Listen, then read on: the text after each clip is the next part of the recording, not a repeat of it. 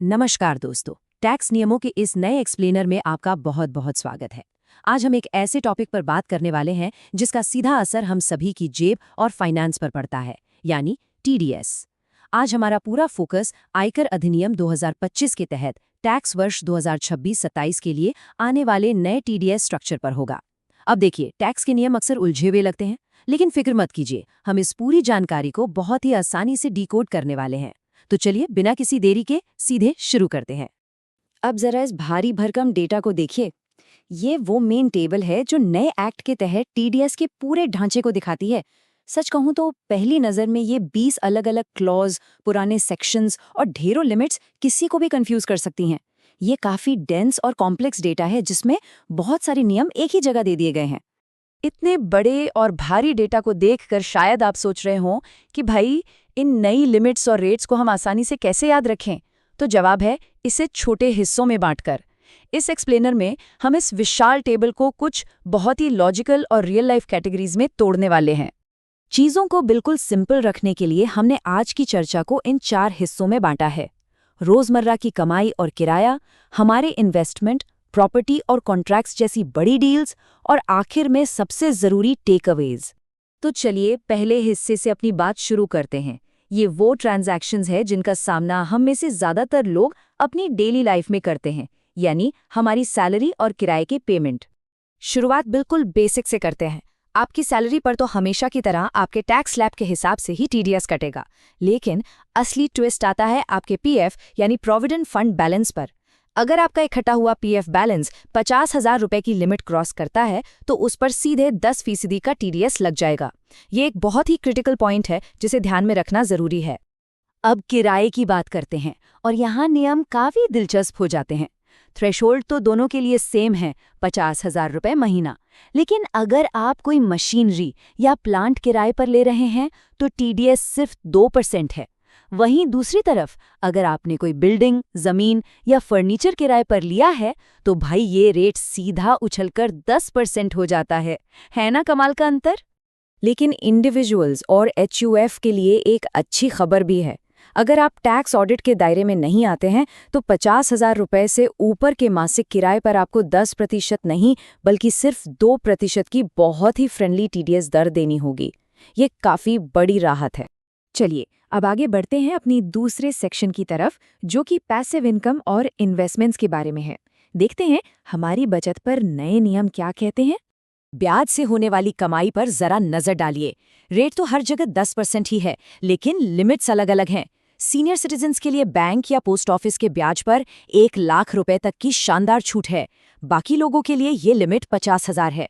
लेकिन ध्यान दीजिए, अगर ये ब्याज बैंक या पोस्ट ऑफिस के अलावा कहीं और से आ रहा है तो लिमिट गिरकर सिर्फ 10,000 रुपए रह जाती है। मतलब आप पैसा कहाँ लगा रहे हैं, ये बहुत मैटर करता है। अब बात करते हैं ट्रस्ट और फंड्स की। यहाँ नियम थोड़े स्ट्रेट फॉरवर्ड हैं।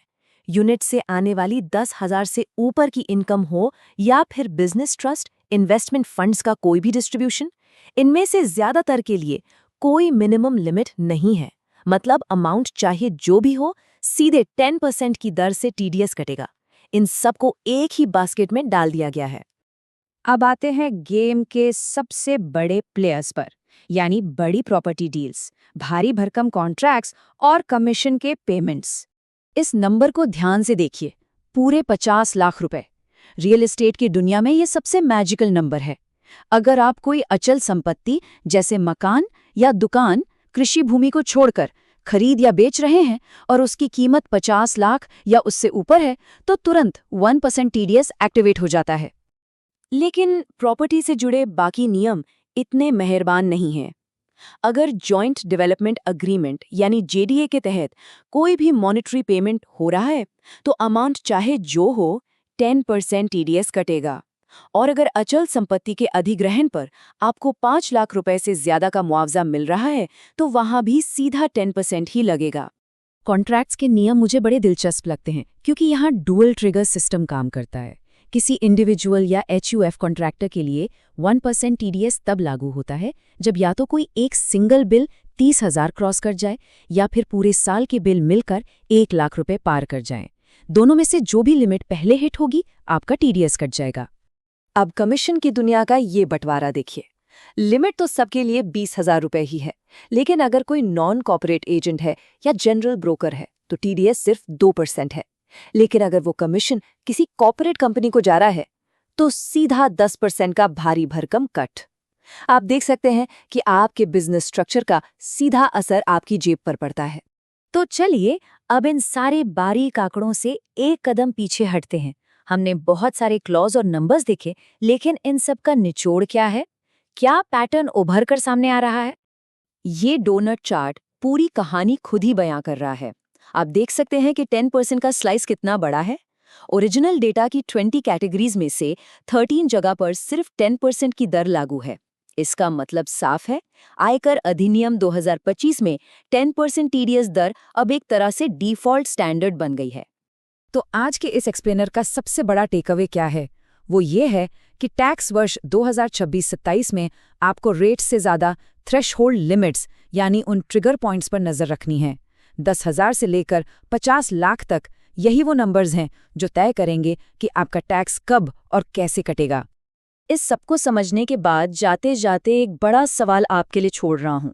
जब 10% की टीडीएस दर लगभग हर जगह एक स्टैंडर्ड बन रही है, तो आने वाले समय में ये आपकी टैक्स प्लानिंग को कैसे बदलेगी? क्या इससे नियम आसान होंगे या फिर बिजनेस के कैश फ्लो को मैनेज करना और भी चुनौतीपूर्ण हो जाएगा? इस पर जरूर सोचिएगा। आज के लिए बस इतना ही। एक्सप्लेनर में हमारे साथ जुड़ने के लिए शुक्रिया।